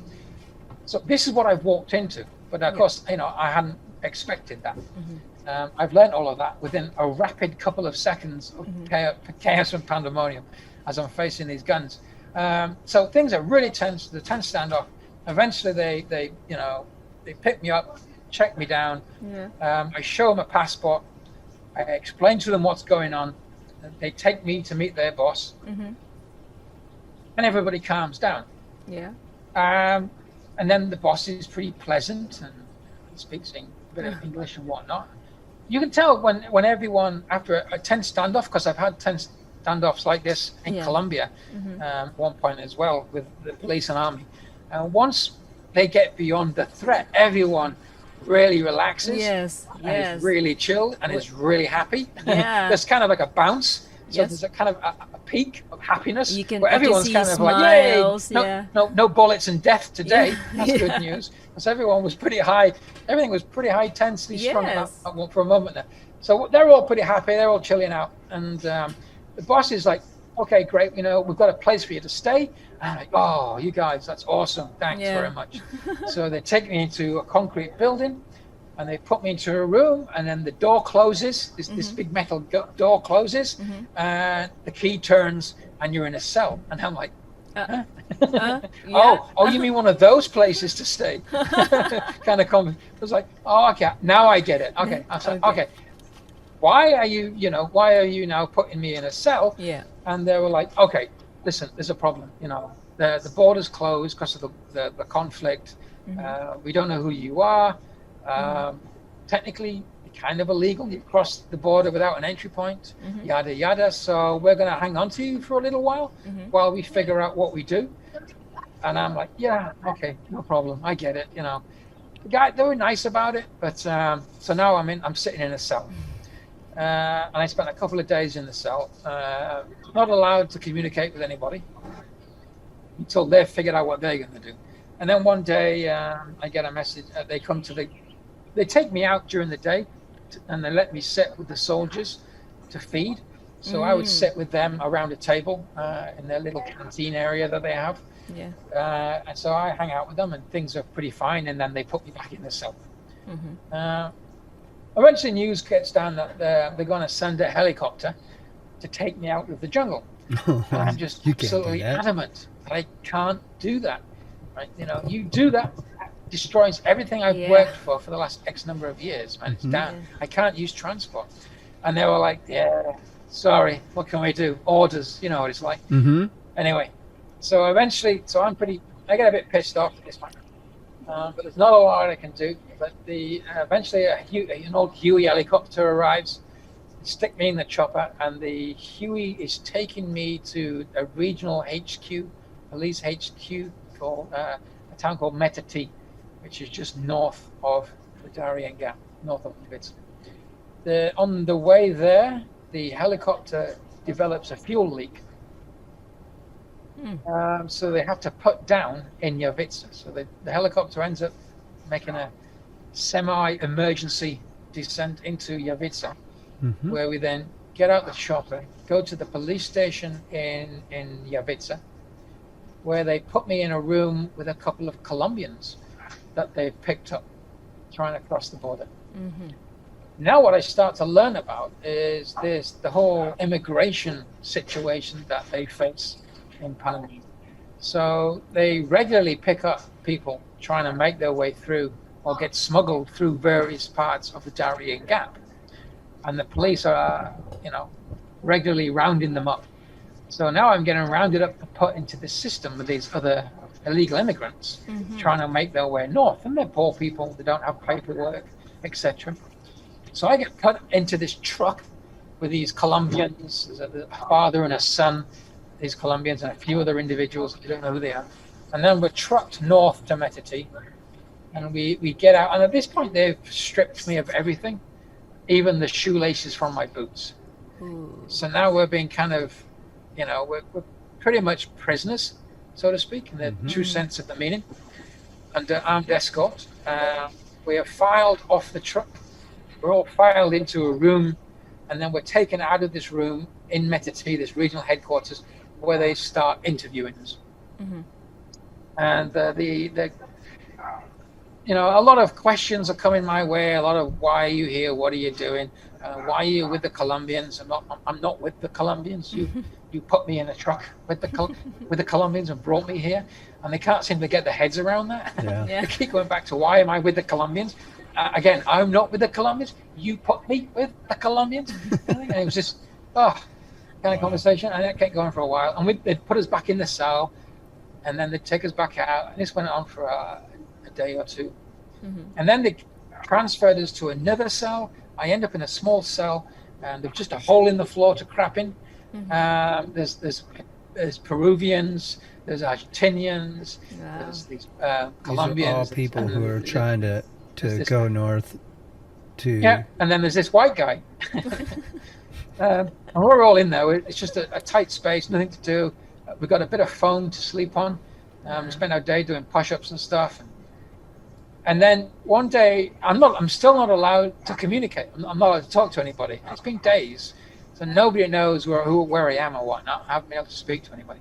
Now, the British embassy knows that I was coming.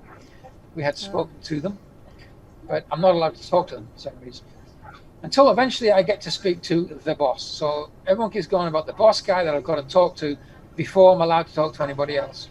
But then eventually one day, this guy in plain clothes turns up at the bars of my cage, my little cell, and he's asking for me. And I introduce myself, and he introduces himself as the intelligence officer for the region. And he has some questions. He notes that I was picked up and collected with this equipment, and what he's particularly interested in is the GPS and a map. He wants to know what I've seen. So they take me out of the cell, and they put me next door in the office, and he gives me a map, and he starts asking me these questions. And I you know, click on pretty.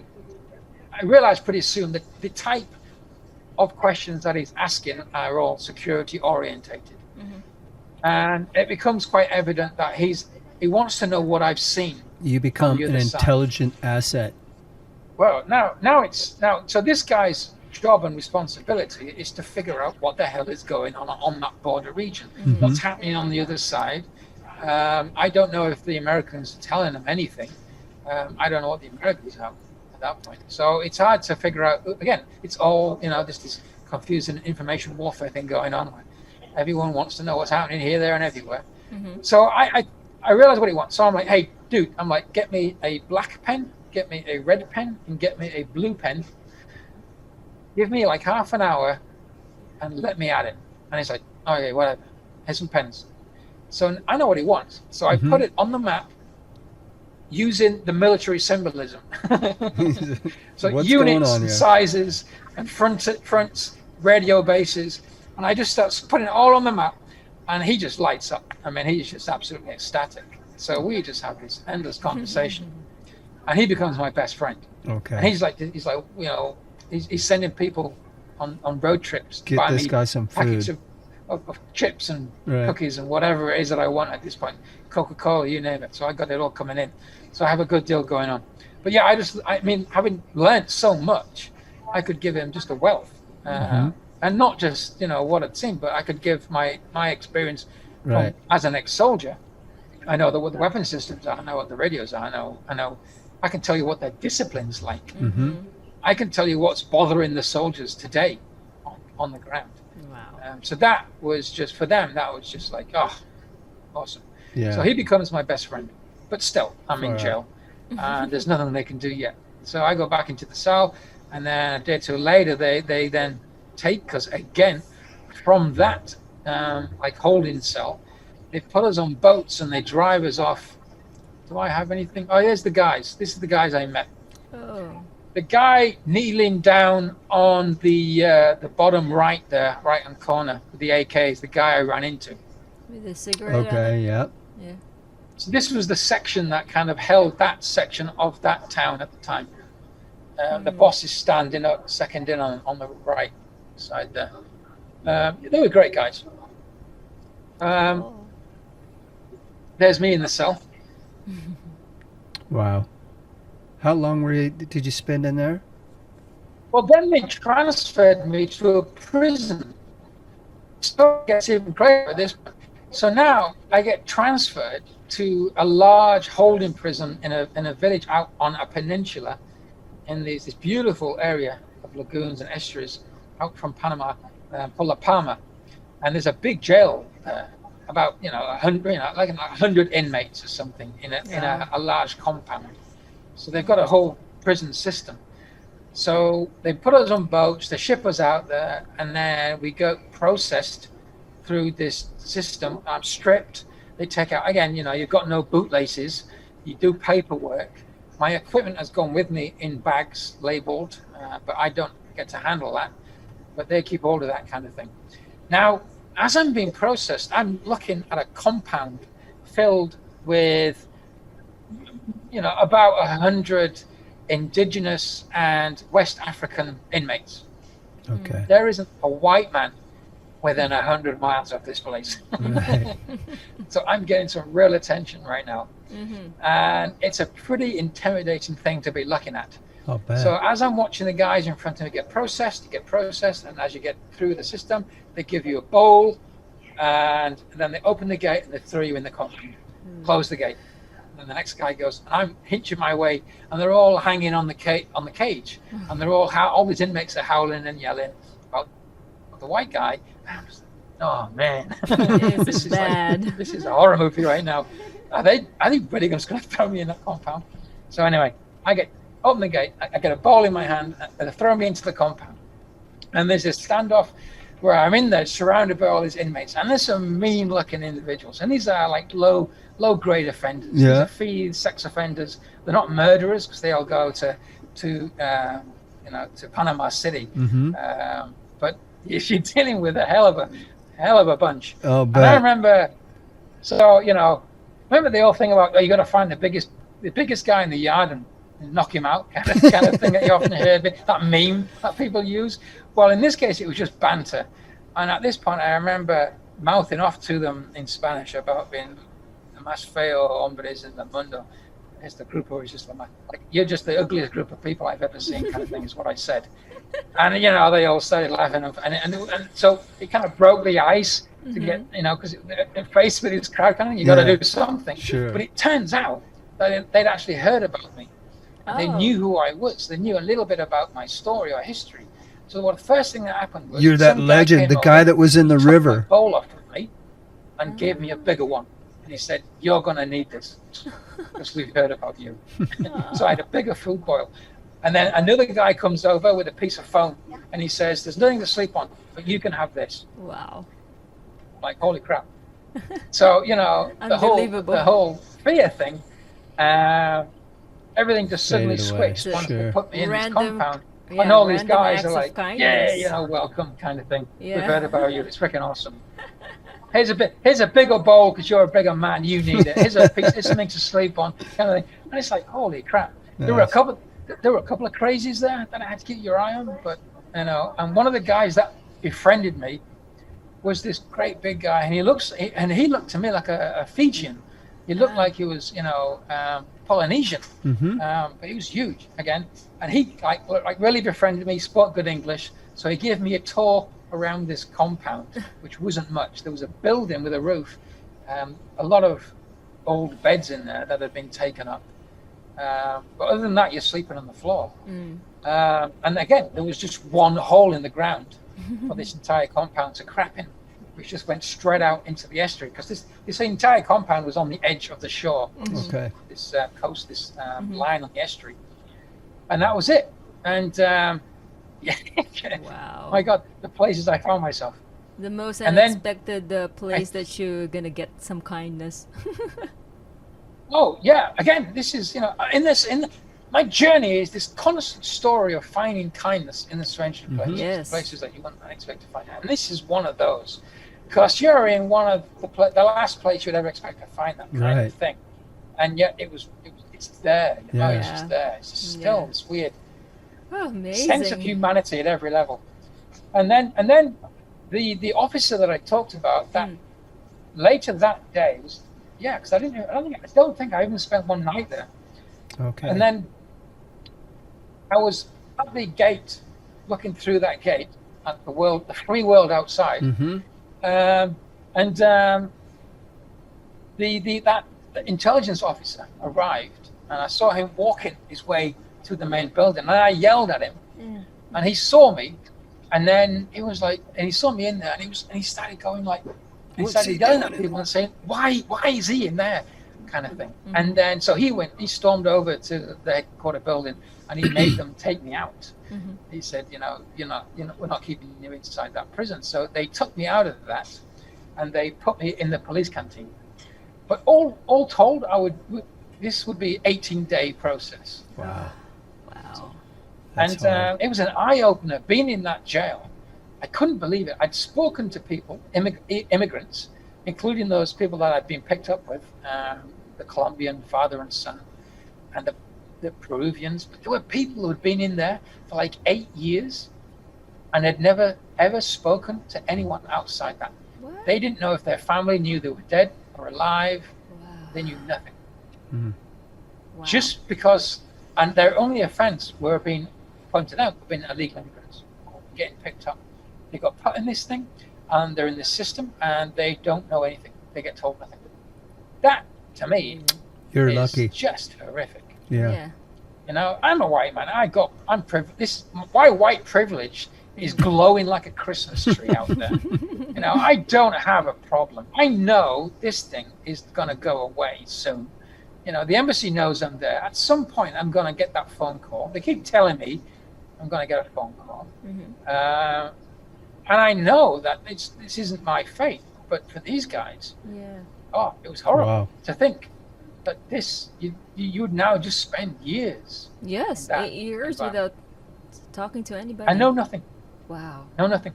just disappear off the face of the earth. That to me that's a concentration camp at that point. Yeah. I mean, that's a problem. Yeah. That was horrible. So I never forgot that. Anyway, in the police canteen, being a white man, having all that white privilege, that they were looking after me pretty good. And it was funny. I remember another funny story there as well. The police canteen was having some repairs done to it. It was all palapas and wood and everything. And the inmates were being made to do some work with some saws. They were cutting beams to replace these beams on these palapas. And they keep breaking the saw blades. And there was a yelling match at one point where the guards were yelling at some of the inmates because they busted the last one. Now they had to wait to get the blades. So I thought, this is going to be fun. So I kind of interdicted and said, wait, I think I might have something to help. So I opened up the stitches along the collar of my jacket, the clothes that I'm wearing, the only clothes I've had for months, and then pulled out a wire saw, which is just awesome in a prison after you've been searched 1,000 times. And then pulled out a wire saw and handed it to the prison guards and said, maybe you could use that. This guy's definitely the look on their Black faces Ops, was priceless. special operations.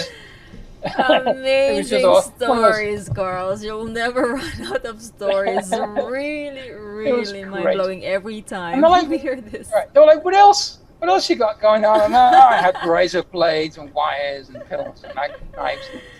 You name Wow. We got some it. So money. just this, Wow. so that was funny. Yeah, your stories are really just mind-blowing. Yeah. It was an interesting time. And then of course, eventually one day, I made that phone call. I spoke to the embassy. Mm-hmm. There was some delays. There was bureaucracy. There was carnival season. There was, so it stretched out. It's about 18 days, and then eventually they just opened the doors and said, away you go. Mm. And Now I got to get back to Boca de Cooper, right? Because I can't break my chain. right. So now I had to make my way all the way back to Ivica, back into the jungle. And I had to make my way out through the jungle to Boca de Cooper, get to that police captain and get him to sign paperwork to say that I arrived back there. Now I can turn around and continue the journey because I can't break that chain. Yeah. So, and then I have to work my way out of the Darién Gap again. So there's another, like a week or something. Going back and forth So out you of the then jungle. did that round trip in about a week. To do that round trip, probably a couple of days, probably close to a week, I think, Yeah. if I remember correctly. I can't remember. I probably have to go look. I'll have to go look at my notes. Mhm. I don't have my book available right now. But eventually I go back to Boca de Cooper, and then you're on the road, and then it's like a 2-week journey up that road. It's a huge, long, dirty, dusty road. Then eventually you'll get out of the Darién Gap onto a metal road. Things get easier, and then I remember it's a big day walking into Panama City, and then I bet. to the British Embassy, which is Wow. a multi-story building, a big skyscraper. But Panama City is like nothing you've ever seen. So For Latin now, America, how you don't many see how cities many like that. days are you here? You're walking. You're That's about 2 months now 2 months to cross the Darién Gap. Yeah. Whew. to get to That's- Panama City. And I remember going into the embassy, and they put me in a room. They had a box that arrived from my mother, full of chocolate and sweeties and things, like Mhm. mothers do. A little goodie box that arrived before me. What a I moment remember that sitting is. in a leather chair in this beautifully ornate room in the embassy, overlooking the city of Panama, like, I don't know, 15 stories or something. Mm-hmm.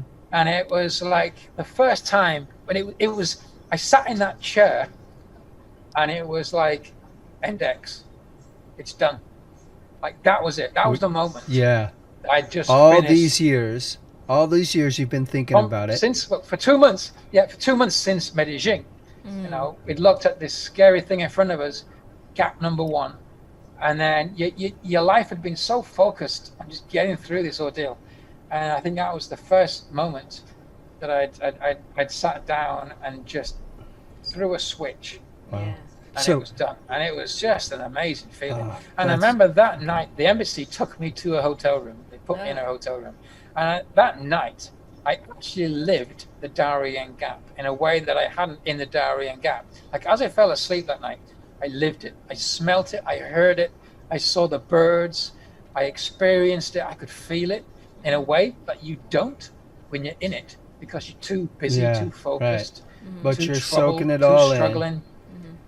And then you just Sure. go through this decompression phase where you live it, and you just and you realize how amazing an experience you just had.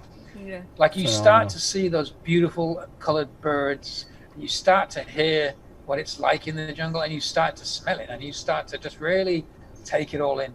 And it's a process, and it's amazing. It's That's amazing. incredible. Carl, how many years had you been from your start in the very tip of And South? then How many years now at that point Can't hear were you. you on your journey? can you hear me? Yeah, go ahead. You can't hear it. Hello? I think 16. Siri. Did he s- No, can you repeat that? Can you hear us? I can hear you now. Okay. Can you hear me? Yeah, we do hear you. Okay. Guys, I'm sorry. What happens is all the time I'm talking to you, Mm-hmm.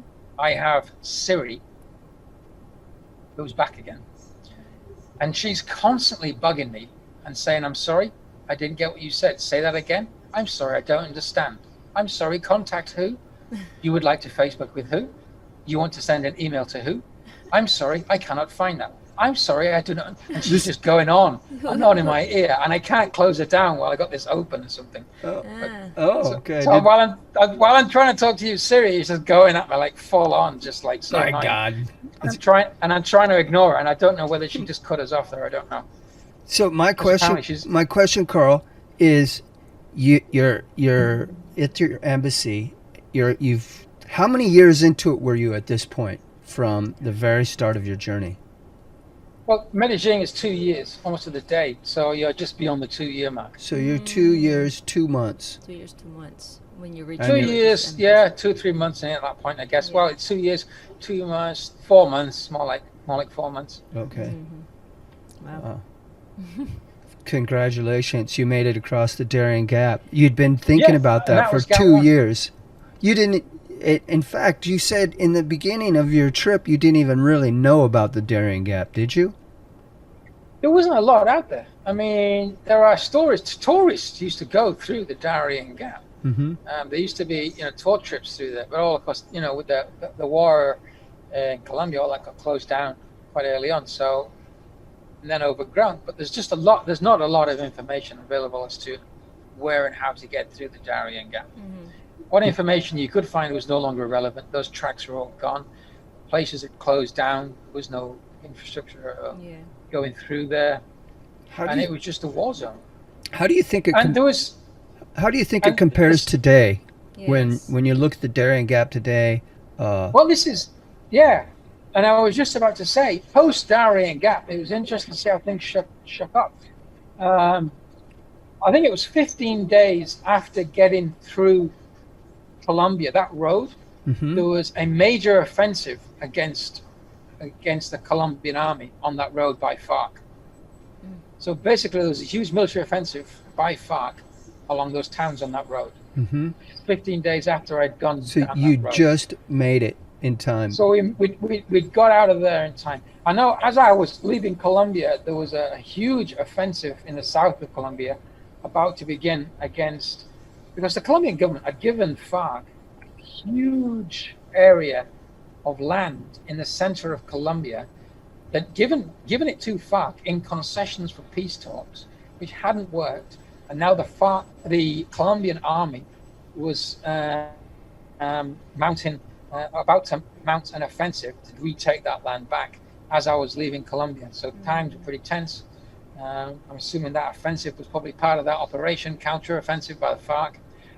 And then years after going through that jungle in Panama, Mhm. I think in 2005, 2004, 2005, there was a huge refugee crisis in that Right. area, Yeah. where all the FARC went into those villages and they executed the heads of those villages. Yeah. So those pictures, those photographs I have of that man and his family, the Kuna Indian Oh yeah. in that village, there's a chance that he was executed by FARC. a year or two later. Hmm. Those villages emptied, or Boca de Cupa became a refugee camp for a lot of the indigenous people at that point. So the situation deteriorated after I'd been through there. It didn't get any better. But- Today, I don't know what the situation is there. I can only assume after, the peace talks with FARC and the decommission of FARC in Colombia, that things are probably a lot better now. Yeah, lot better than someone, everywhere. I can't remember who we were talking to the other day. We had somebody on the show, and I know once I got into Panama, there was a lot of interest by the embassy and the Americans. The embassy took me out to dinner one night, and I was invited out by, it was the 2IC of the British Embassy, and he was the US naval attaché, the officer in charge there, the naval attaché officer, and a guy who worked for the CIA. The three of them took me to the most expensive restaurant in Panama, and they had them wheel out a trolley laden with steaks. Wow. And they were like, take your pick, whatever you want. It's on us tonight. You, All we want you to do is to tell us everything you know about the Darién Gap. you're easy to corrupt at this Exactly. point. It doesn't take much money, just a couple I'll steaks. do anything. Yeah. Yeah. Okay. I'm so into the double agent thing at that point. I'm like, I'll tell anybody anything. Yeah, I'm in. Yeah. So Steak? With, Steak? Yeah, Yeah. With that said, were you at that point threatened, or did you feel scared because you had sensitive information? No, You know? No. I don't think you don't have sensitive information. You've been It privileged wasn't. Okay. by your experience, but you're not really. Ah. There's not real sensitive information. All right. know, You've stuff got on on the those ground maps. experience. You've seen some things they haven't seen. Obviously, Okay. valuable information, Okay. but nothing that's incriminating. Most of the information I'd seen is time sensitive. All those shapes on those maps, they move around a lot, very fast. There's nothing there that was probably worthless 24 hours to 5 days after I'd seen it, really. In military intelligence terms, it's not really that spectacular. It's interesting if you're the intelligence officer in Panama whose job it is to find out what's going on either side of that border. Yeah, there was some stuff there that would have helped him, right? Yeah. Even just little stuff like that village. When I got caught in the river that time by those people in that hut village who identified themselves as right-wing paramilitaries or orientated to right-wing paramilitaries, to me that was interesting because that felt like it was so far into FARC territory, and that kind of thing would have been interesting to them in Panama as well, I'm sure. And the military information, the unit type numbers and things, yeah, that helps them. In the intel world, every little bit of information can correlate and be cross-referenced with something else to confirm something else. So every little bit plays its part.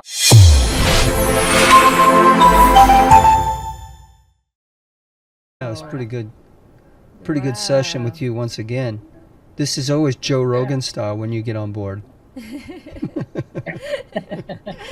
Hey, Well, yeah. Yeah, so good to see you. I gotta go take a listen to your podcast with this astronaut. Colonel Yes. Terry Virts, and we'll keep you posted. Yeah, We'll- I'll try to do that tonight. and we've got that other team, Tom and Tina, here next week, so we'll send you a next link few for days, that. Yeah. Yeah, please do. Yeah. Yeah. Carl, thank you. Brilliant. And we need to talk. Yes, Yeah. we will. We need to talk about other things. Thanks again Thank for you. your Thank you for your time. everything. Yeah. Again and again let's and talk again. Take care over there. Whenever you guys can, let me know. Okay. I'm here.